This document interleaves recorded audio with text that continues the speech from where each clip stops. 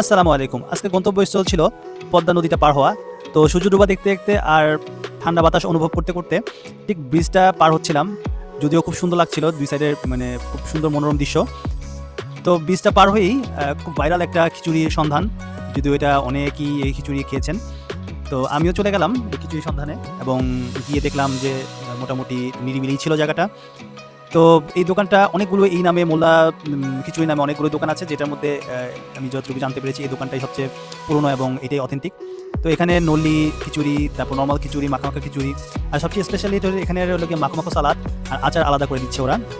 অনেক মজা ছিল। আমি যতগুলো খিচুড়ি খেয়েছি এর মধ্যে আমার কাছে এটা অনেক ভালো লেগেছে দাম অনুযায়ী। তো আপনারা যারা পদ্মা নদীর ওই পাড়ে যাবেন, যাতায়াতের মধ্যে থাকবেন, অবশ্যই খিচুড়ি ট্রাই করবেন।